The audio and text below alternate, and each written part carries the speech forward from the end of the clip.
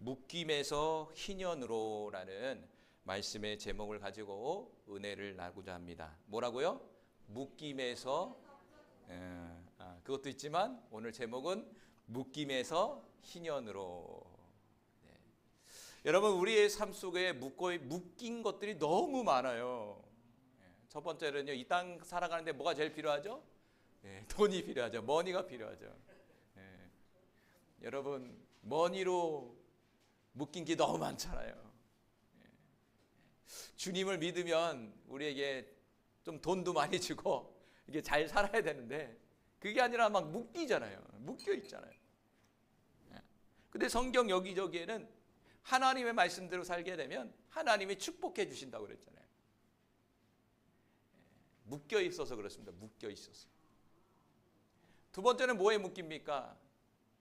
우리의 감정에 묶입니다. 특별히 미운 사람, 용서하지 못하는 마음들, 시기의 마음들, 여러 가지 기타 등등의 그 마음속에 있는, 품고 있는 그 죄악의 마음들. 난 이렇게 하기 싫은데 문득 나도 모르게 튀쳐나오는 것들. 그게 묶인 겁니다. 또 뭐 아내와 남편의 관계 속에서 묶이게 있을 거예요. 뭐 기타 등 너무 많죠. 생각해 보세요. 여러분에게 너무나 힘든 것들. 그거를 묶임이라고 하는 거죠. 그런데 그 묶임을 우리는 풀어내야 된다는 것이죠. 그래서 올해의 주제는 우리가 희년이에요. 희년. 희년은 감사하게도요, 나도 노력을 하지만 하나님의 뭐라고 그랬죠? 전적인 은혜가 임할 것이다 라는 거예요. 이게 너무 감사하더라고요. 하나님의 전적인 은혜 속에서 그게 풀어지는 거죠. 그래서 하나님의 은혜가 없으면요, 풀어지질 않아요. 그렇더라고요. 그렇죠? 그래서 우리는 뭘 합니까? 하나님의 은혜를 달라고 기도하는 거예요. 기도. 이찬양 지사님 그거 줬어요? 그 설교 노트가 우리가 그냥 듣는 게 아니라 올해는 설교 말씀 노트를 주니까 거기다 필기하면서 듣는 거예요. 2개 더 준비해야 될 것 같아요. 자, 꼭 풀어내길 바랍니다. 그래서 오늘 말씀은요, 특별히 성경 인물 중에 희년을 경험한, 묶임에서 풀어져서 희년을 경험한 대표적인 인물이 잘 알고 있는 요셉이라는 사람이에요. 요셉이라는 사람.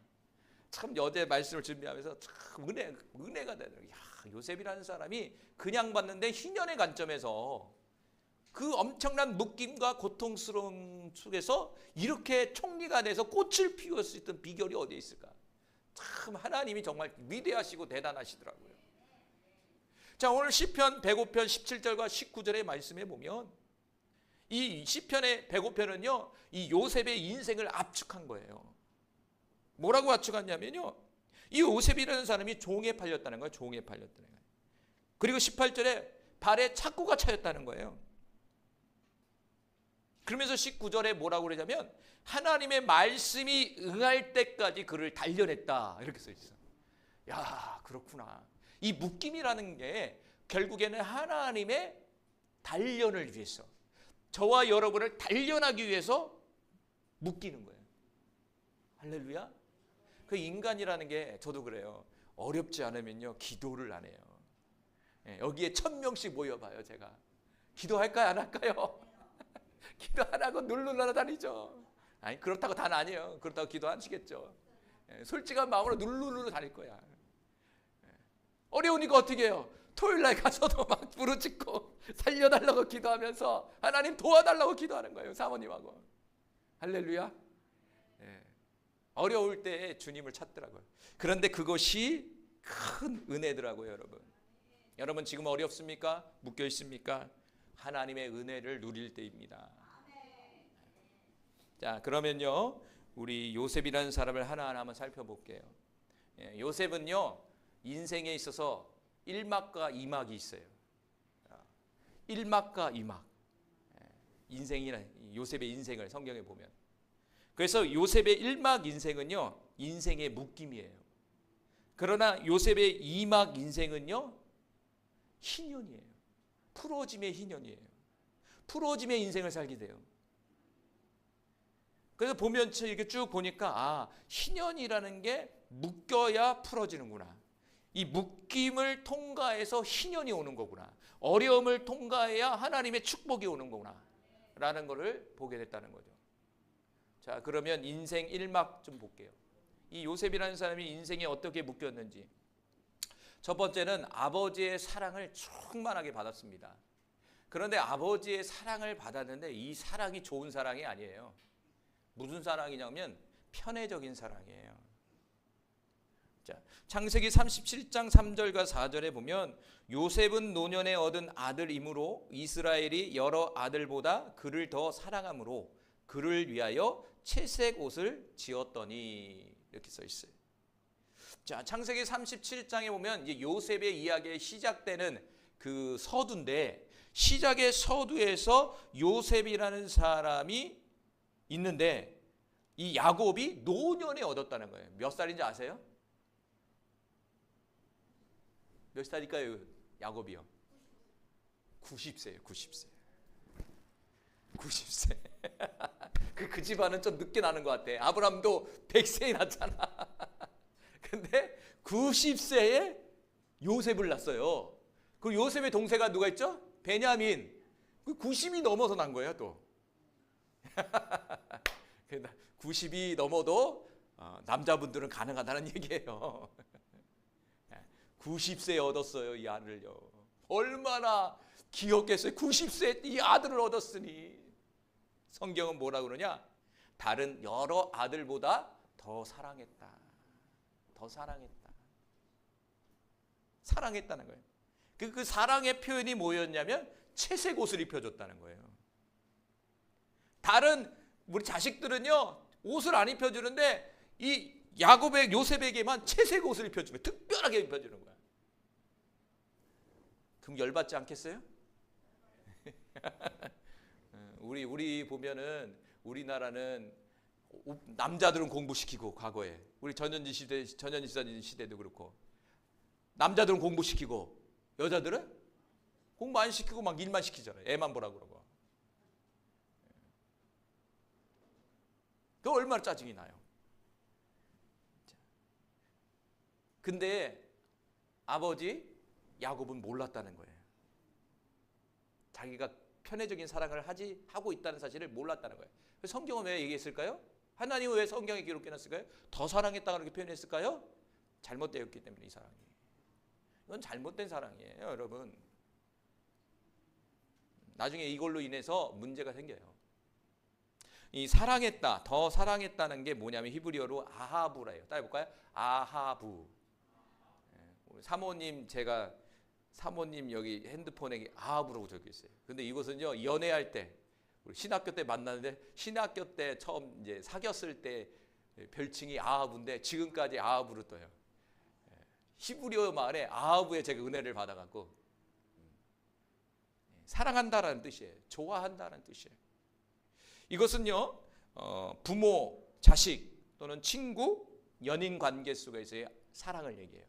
그런데 이 아하부 히브리어 말은요 사람뿐만 아니라 하나님과의 관계 속에서도 사랑을 얘기하는 거예요. 하나님의 관계의 사랑까지도 포함하는 거예요.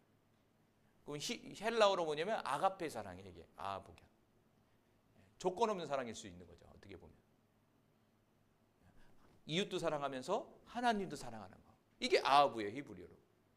그러면 여기서 본문에서 야곱이라는 사람이 요셉을 더 사랑했다는 아하부를 썼다는 것은 누구처럼 사랑했다? 하나님만큼 사랑했다는 거예요. 다시 말한다면 야곱은 우상 숭배했다는 얘기예요. 하나님보다도 요셉을 하나님처럼 사랑했다는 거예요. 이해가 되시죠? 네. 우상 숭배라는 것은요 하나님보다 더 사랑하는 거. 그게 우상 숭배거든요. 그러니까 야곱이라는 사람은 우상 숭배를 하고 있다는 거예요. 누구 우상 숭배? 자식 우상 숭배. 혹시 여러분의 마음속에 자식 있지 않아요? 우상입니다. 우리의 마음속에 누구 있어야 됩니까? 예수님 있어야죠. 근데 부모가 되면 보면 순간순간 자식이 먼저 될 때가 있어. 여러분 예배가 중요합니까? 자식이 중요합니까? 둘 다 중요하죠. 둘 다 중요하죠. 마음의 중심이 중요한 거죠. 바로 요셉은 아버지의 편애적인 사랑에 묶인 거예요. 이게 묶인 거예요. 편애적인 사랑에 묶인 거예요. 그러면서 채색 옷을 입었다는 것은요, 고대 근동 지역의 이 채색 옷은요, 이 당시에 채색 옷을 입었다는 것은 뭐냐면 지위와 계급을 상징하고 있는 거예요. 지위와 계급. 요셉이라는 사람이 막내 아들이거든요. 지금까지는 그 밑에잖아요, 거의. 그런데 채색 옷을 입고 형들보다 위에 있는 거예요. 생각해 보세요. 우리 승현이가 미안한 얘기지만 소원이 뭔지 아세요? 얘기해도 되지? 소원이 뭔지 아세요? 우리 승현이가 형이 되는 게 소원이래요. 미안해. 형이 되는 게 자기는 소원이래. 몇 년 전에 그런 얘기를 했어요. 아빠, 나는 소원이 형이 되는 거야. 야, 그거는 불가능하다. 이미 늦었다.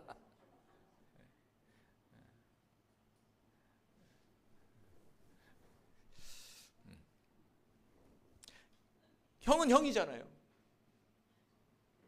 근데 이 요셉이라는 사람이 아버지가 이 서열을 깨트려 버린 거예요. 그 형제 관계를 깨트려 버린 거죠, 이거는요. 왜? 편애적인 사랑에 묶여버렸기 때문에. 그러면서 두 번째로 그런 상황 때 어떻게 됩니까? 형들의 미움을 받게 돼요. 다시 말한다면 미움에 묶이기 시작해요. 뭐에 묶인다고요? 미움에 묶이기 시작하는 거예요.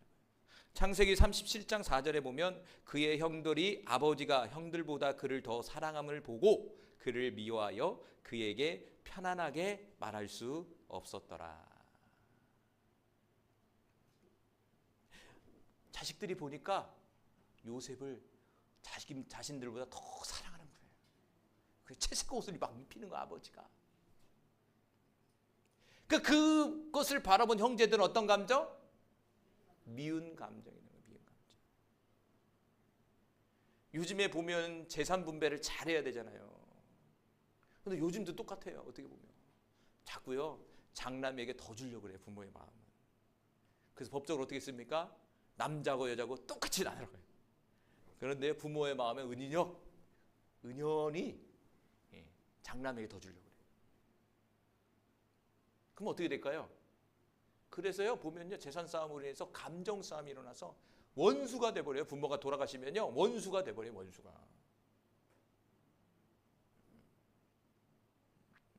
어떻게 보면 똑같이 공평하게 나눠줘야 될 게 부모잖아요. 그런데 누구는 주고 누구는 안 준다? 그러면 섭섭하죠. 생각해 보십시오, 여러분. 그러면 그 마음속의 섭섭이 미움으로 발전하는 거예요. 미움으로. 여러분, 미움. 미움은요 해결하지 못하면 살인으로 가는 겁니다. 죽이고 싶은 마음이 들어요.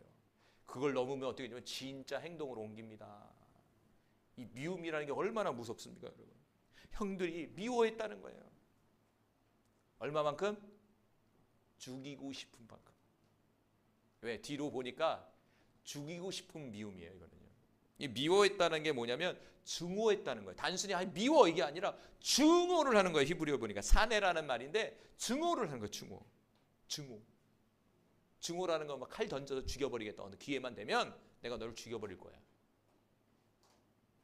그러니까 형제들은 아버지의 사랑을 다 뺏겨버리니까 너무나 원통하고 억울하고 그러는 거야. 누구 때문인데 이게? 사실은 야곱 아버지의 편애적인 사랑으로 인해서 발생한 건데. 미워 사내라는 말이 관계를 단절하고 적으로 바라보는 것을 얘기하는 거예요. 이 사내라는 말, 미워했다는 말은 그냥 우리 단순히 뭐 얘기도 할 수 있잖아요. 미워해도요. 근데 여기서 미워했다는 건 얘기도 안 하는 거예요, 형제들이. 오면요, 힝 이렇게 돼버리는 거예요. 그 얼마나 미움을 받은 거예요. 생각해 보십시오.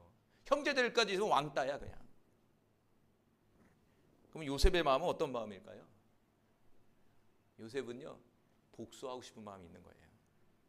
뒤에 나오면 복수하고 싶어요. 미운 거예요, 형제도. 형들도 우리 나를 미워하는데 요셉의 마음 속에서도 이들을 미운 감정이 있는 거예요.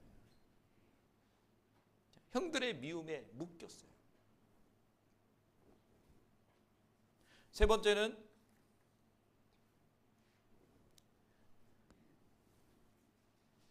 이 요셉이라는 사람은요, 아까도 말한 것처럼 형들을 미워했다고 그랬잖아요. 제가 그 말을 하는 이유가 뭐냐면, 이 요셉이라는 사람은 형들의 잘못을 아버지에게 이야기했다는 거예요. 고자질했다는 얘기예요. 다시 말한다면 이 요셉 안에는 이기심과 교만이 있었는데, 그 이기심과 교만에 묶여버린 거예요, 이 사람은요. 알았을까요? 몰랐을까요? 몰랐을 거예요. 성경은 기록해놨어요. 창세기 37장 2절에 보면 야곱의 족보는 이러하니라. 요셉이 17세에 소년으로서 그의 형제들과 함께 양을 칠 때에 그의 아버지의 아내들 비라와 실바의 아들들과 더불어 함께 있었더니 그가 그들의 잘못을 아버지께 말하더라. 형들의 잘못을 아버지께 가서 말했다는 거예요. 몇 살? 17세에. 17살이면요 생각이 있어요, 없어요? 생각이 있습니다, 여러분. 우리 아이들 벌써 중학교 14살 가면 자신의 생각들과 느낌과 감정이 있고 그것을 표출하기 시작해요. 교회 가기 싫어, 나 안 가. 그러면 그거 내가 뜯어 말릴 수가 없어요. 얼마나 힘든지 몰라요. 근데 무려 17살이었어요. 그래서 제가 좀 전에 얘기한 것처럼 형들이 자신을 왕따시키는 거예요. 그러니까 어떻게 해요? 이 마음속에 미움이 자라나겠죠. 나도 복수하고 싶은 거야. 그래서 아버지한테 가서 꼬질르는 거예요. 이랬대요, 저랬대요. 근데 우리 아이들 이렇게 쭉 키워보면, 제가 네 명을 키우잖아요. 4명을 이렇게 키우는데, 그래요, 애들이요.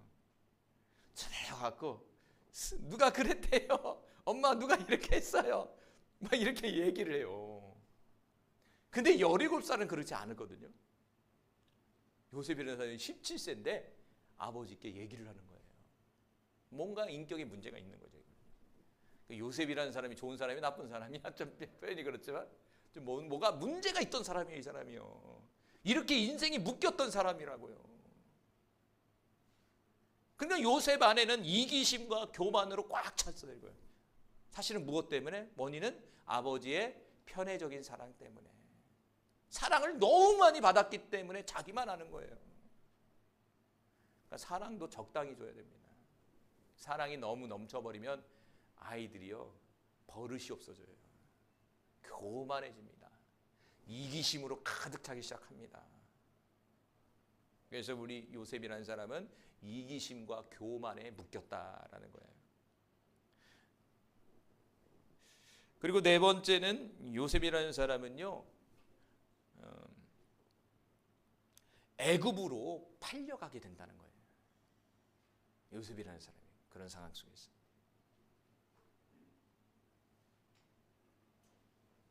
창세기 37장 28절에 보면 그때 미디안 사람 상인들이 지나가고 있는지라 형들이 요셉을 구덩이에서 끌어올리고 은 20에 그를 이스마엘 사람들에게 팔매 그 상인들이 요셉을 데리고 애굽으로 갔더라. 자, 형들이 요셉을 미워하고 있었어요. 때를 보고 있었단 말이에요. 그 때를 본 상황 속에서 요셉을 잡아갖고 구덩이에 넣어버렸어요. 앞전의 사건은요.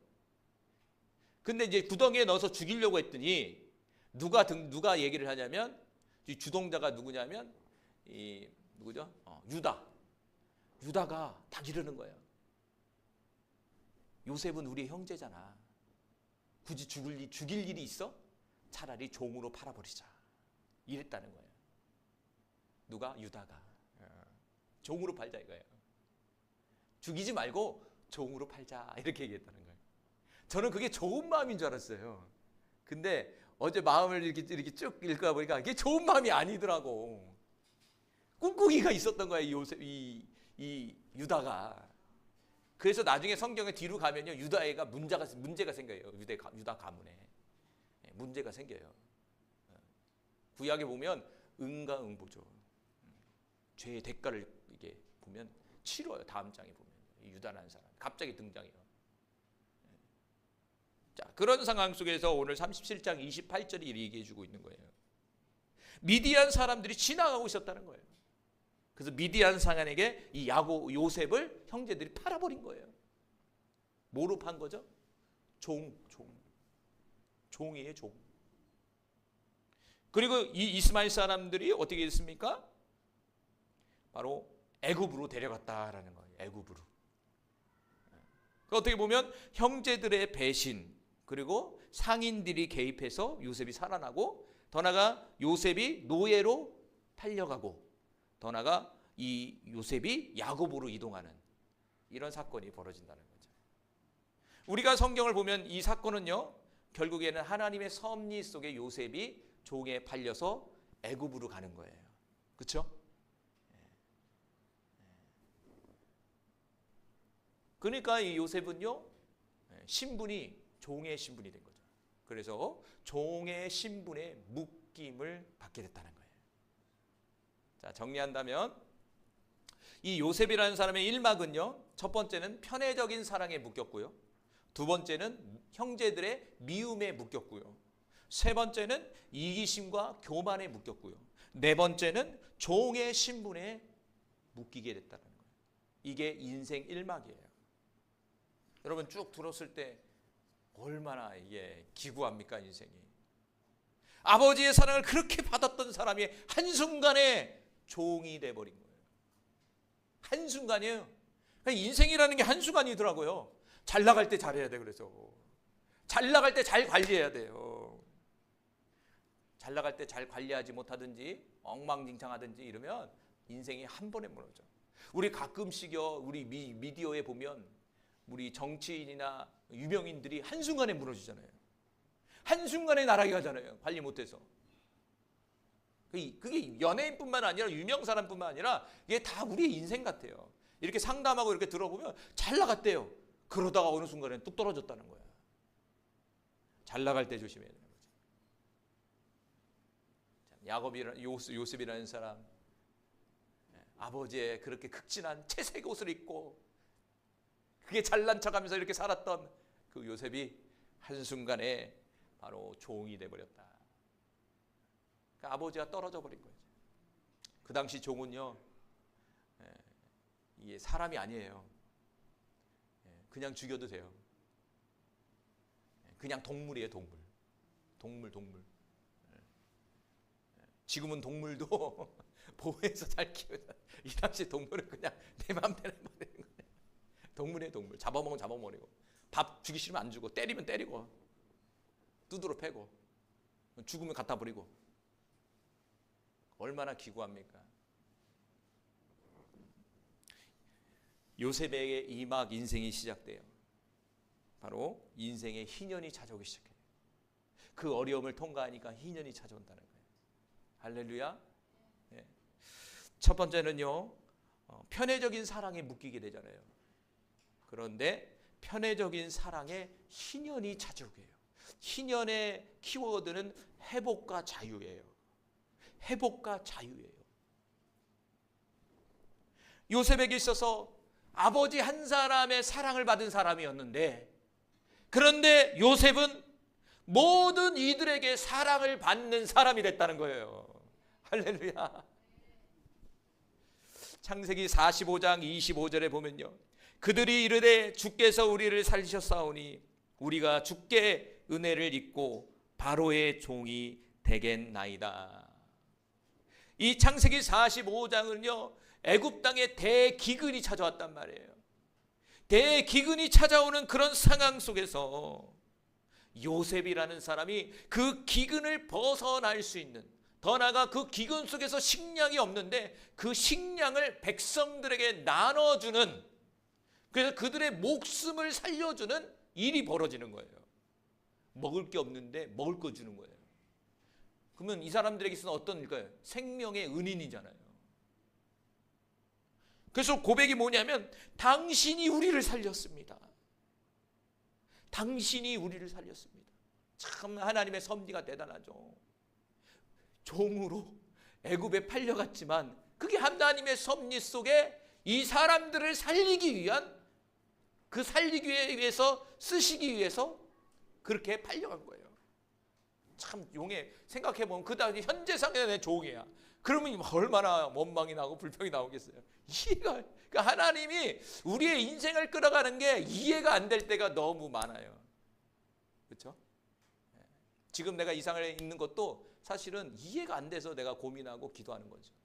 이해가 돼버리면 염려가 사라지는 거예요. 사람들이 고백하잖아요. 당신이 날 살렸습니다.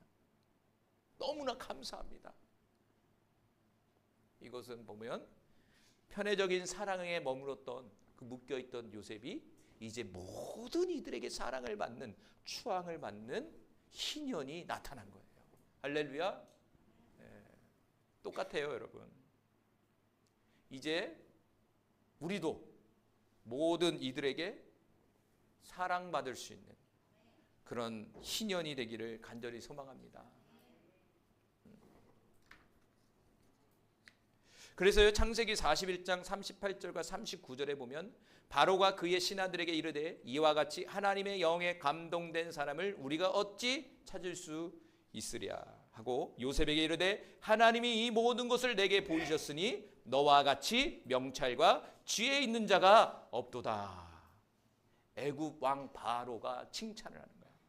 칭찬이지만 사랑한다는 표현이에요. 이게 너같이 하나님의 영에 감동된 자는 내가 보지 못했다. 어찌 이런 지혜가 나타날 수 있느냐. 이 배경은 뭐냐면 바로가 꿈을 꿨어요. 그래서 요셉이 해석해 준 거예요. 7년의 풍년과 7년의 대기근을 상징적으로 풀어줬어요.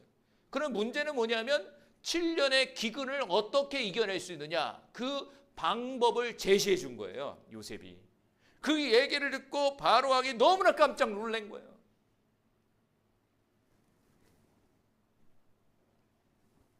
할렐루야. 바로 왕이 사랑했다니까요. 바로 왕이 요셉을 존경했다니까요. 그 편애적인 사랑, 아버지 한 사람의 그 사랑만 받고 살아갔던 그 요셉이 바로 왕 또한 그를 사랑하는 존재가 됐다는 거죠. 그러니까 모든 사람이 사랑하는, 존경하고 추앙하는 그런 희년이 요셉에게 찾아왔다는 거예요. 인생 속에서. 그런데 그 과정이 있었죠. 13년의 연단의 과정이 있었다 이거예요. 종 다음에 뭐죠? 심지어는 제수. 종을 넘어서 제수까지 했거든요. 그런데 그 13년의 10년이 끝나고 나서야 희년이 찾아온 거예요. 꿈풀이를 통해서. 두 번째는 이 요셉이라는 사람은 미움에 묶였다고 그랬잖아요. 그런데 미움의 희년이 찾아온 거예요. 미움이 아니라 이제는 하회와 용서가 찾아온 거예요. 창세기 45장 14절과 15절에 보면 자기 아우 베냐민의 목을 안고 우니 베냐민도 요셉의 목을 안고 우니라.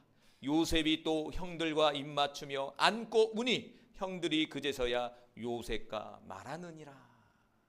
이 배경은 기근이 찾아왔잖아요. 기근이 찾아왔단 말이에요. 요셉은 벌써 애굽의 총리가 돼 있는 상황 속에 있었어요. 그 식량은 어디냐, 먹을 게 어디냐면 애굽에만 있었다는 거예요. 그 소식을 들은 이 야곱의 아들들이 이제 이 애굽 땅에 방문을 하게 되는 거예요. 그 방문의 과정 속에서 총리가 누구냐? 바로 자신들이 팔았던 요셉이었다는 사실을 알게 된 거예요. 얼마나 깜짝 놀랐겠어요, 여러분. 그 세상은 좀 좁긴 해요. 세상이 얼마나 좁은지 아세요? 여러분 뭔가 인연을 맺으면요, 인연이 사라질 것 같아요? 언제 갑자기 만나요. 우리 수민이 있잖아요. 여기 수민이 엄마 몇 살 때죠? 중학교 때 친구였어요. 어느 날 우연히 만나게 된 거야. 까맣게 잊고 있었던. 야, 똑같은 학교 뭐 다녔을 거 아니에요. 근데 이 수민이 엄마 그 학교가 우리 승지하고 학교가 똑같은 반이었던 거야. 근데 알고 봤더니 수민이 엄마는 우리 최정희 사모님을 알고 있는데 알고 있었다는 거야. 근데 아는 척을 안 한다는 거야. 근데 최정희 사모님 누군지를 모르고 있었던 거야. 나중에 승지가 수민이를 자꾸 얘기하는 거야. 수민이를 데리고 오겠다는 거야. 그래서 엄마랑 통화하는데 너 이러다가 그 사람이야? 그래갖고 전화 통화를 통해서 나는 이렇게 하다가 알게 된 거죠. 얼마나 좁은지 몰라요, 여러분. 이 관계가 좁습니다, 여러분. 생각해 보십시오. 종으로 팔려갔으면 전 형제들의 생각 속에 아마 죽었다고 생각했을 거예요. 그런데 뭐가 됐어요? 총리가 돼 있는 거야. 그 순간요, 죽여버려야지, 복수해야지, 이게 아니라 성경은 뭐 하라고 합니까? 목을 안고 울었다. 형들에게 입을 맞추고 울었다. 울었다는 거예요. 여러분, 열받으면 웁니까? 칼을 들고 덤벼들겠죠. 입을 맞췄다? 친근감의 표시잖아요. 그 당시 볼에다가 입을 맞추는 거. 다시 말한다면 이것은 우리에게 뭘 얘기해 주고 있습니까? 화해와 용서를 우리에게 보여주고 있는 거예요. 형제와 요셉의 관계는 미움의 관계, 미움의 관계였어요. 이 미움에 솔타이 됐어요. 솔타이라고는 묶인 거예요. 그런데 하나님은 이 요셉에게 희년을 주는데 화해와 용서를 허락하셨다는 거예요. 몇 년? 13년의 세월이 흘러서 얼마나 울어댔을까요? 하도 울어갖고요, 얼마나 소리가 큰지 성경에서요, 그 바로까지도 소리를 들었다는 거예요. 얼마나 소리를 크게 울었으면, 엉엉 울었으며, 도대체 이게 무슨 일이냐 이게. 신하들이 하기를 요셉 총리의 형제들을 만났다고 합니다. 왕이시여.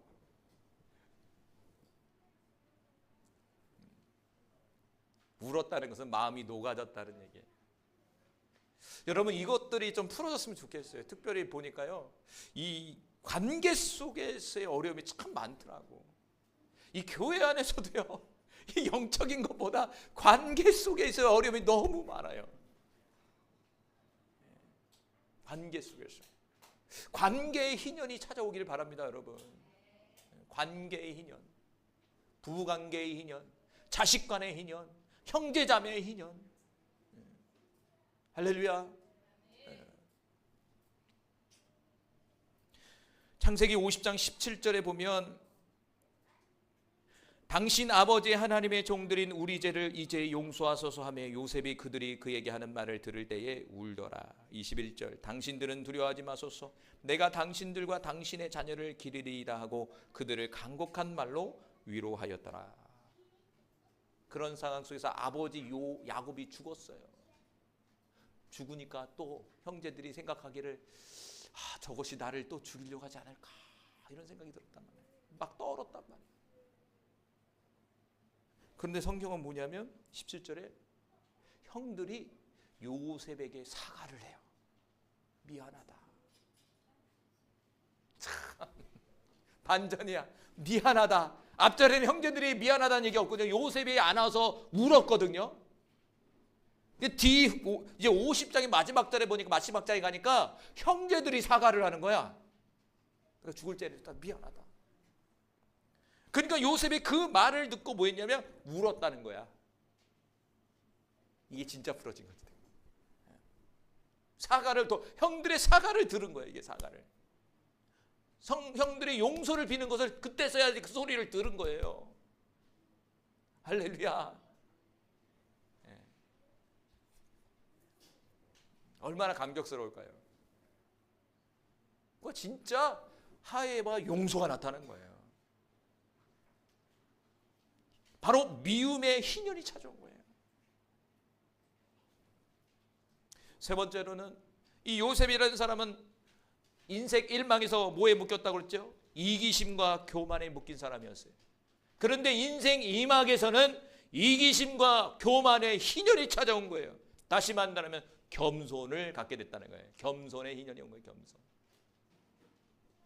창세기 45장 7절과 8절에 하나님이 큰 구원으로 당신들의 생명을 보존하고 당신들의 후손을 세상에 두시려고 나를 당신보다 먼저 보내셨나니 그런즉 나를 이리로 보내 이는 당신들이 아니요 하나님이시라. 하나님이 나를 바로에게 아버지로 삼으시고 그 온 집으로 주로 삼으시고 애굽 온 땅의 통치자로 삼으셨나이다. 할렐루야. 45장 7절과 8절에 요셉의 고백이에요. 당신들이 나를 보낸 것이 아니라, 당신들이 종으로 나를 팔려서 내가 온 게 아니라 하나님이 여기를 보내신 거예요. 야, 이거 끝난 거예요. 이 고백이 나오면요, 천국 가면 돼요. 미안한 얘기지만 이 고백이 나오는 순간, 이 수준까지 되면 이제 천국 가시면 돼. 가시면 돼. 그냥 가셔요. 여기 오래 있지 말고 가시면 돼. 하나님이 보내셨다. 이미 용서가 이루어진 거잖아요. 이거는요, 이해가 된 거야.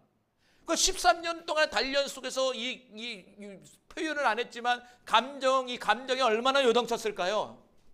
종이 됐고 감옥이 됐고, 그래서 감옥살이에서 억울하다고 좀 풀어달라고 그런 얘기까지 나오잖아요. 내 꿈에서 해줬으니까 나 좀 풀어달라고. 그런데 3년인가 5년 지나서야 복권해 주잖아요. 억울한 감정이 너무 많거든, 이 사람이. 근데 나중에 어떻게 되냐, 희년이 찾아오니까 이해가 되는 거야. 아, 하나님의 섭리였구나. 그러니까 희년이 오면요, 깨달아져요. 작년에 원망 불평이 됐던 것들이 올해는요, 이해가 되면서 원망 불평은 사라지고 감사로 바뀌더라고요. 할렐루야. 그러면서 하나님이 자신을 총리로 세워줬다, 통치자로 세워줬다는 거예요.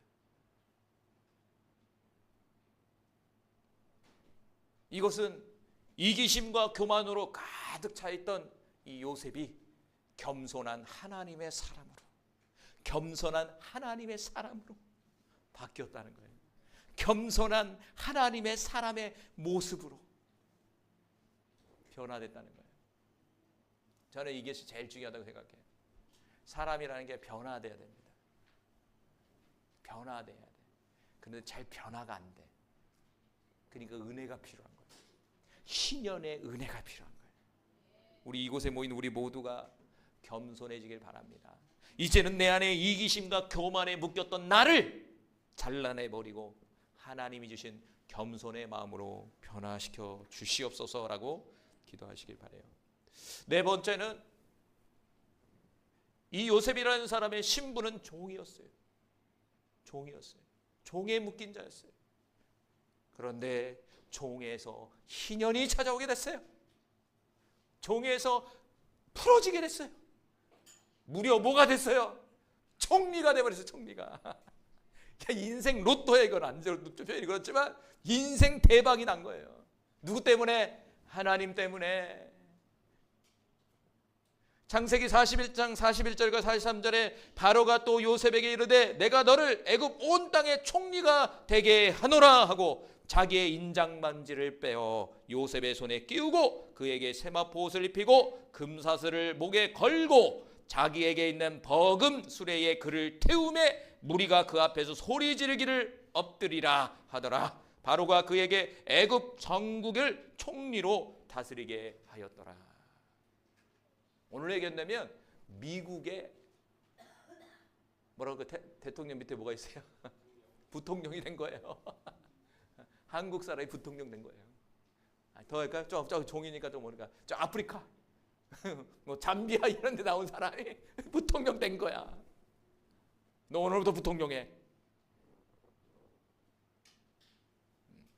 종이었어요. 종이었어. 총리를 삼아버렸대.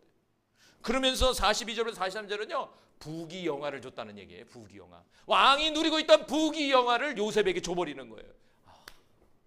종에서, 종의 묶임에서, 종에서 풀어지면 신분도 상승하고 더 나아가 그 신분에 따라서 우리에게 찾아오는 부귀영화가 있다는 거죠. 할렐루야. 처음부터 부귀영화 줘봤어요. 다 이 요셉에게 17세에 빨아서 20살 한 3년 훈련받고 3년 만에 총리가 됐다고 해봐요. 얼마나 교만했을까요? 오늘 시편, 오늘 서두의 본문의 말씀처럼 하나님의 말씀이 응하기까지 연단하기 위해서 착고를 채웠다고 그러잖아요. 만들어낸 총리가 되기까지. 아까도 하나님이 이곳을 나에게 인도하셨습니다. 이 고백 겸손의 자리까지 오기까지 13년이에요. 13년. 그것도 짧은 거잖아요. 요셉은 짧은 거 13년. 이 사람이라는 게 이 시간이 걸린다는 거예요. 그러니까 서로 이해해 주셔야 돼요, 여러분. 교회는 죄인들이 모이는 곳이기 때문에 특별한 죄인, 특별한 죄인들이 모이는 장소이기 때문에 여러분이 서로가 이해를 해줘야 돼. 이 사람 때문에 못 하겠다, 이 사람 마음에 들겠다, 이렇게 하지 마시고 그 사람을 위해서 기도해 주시기 바래요.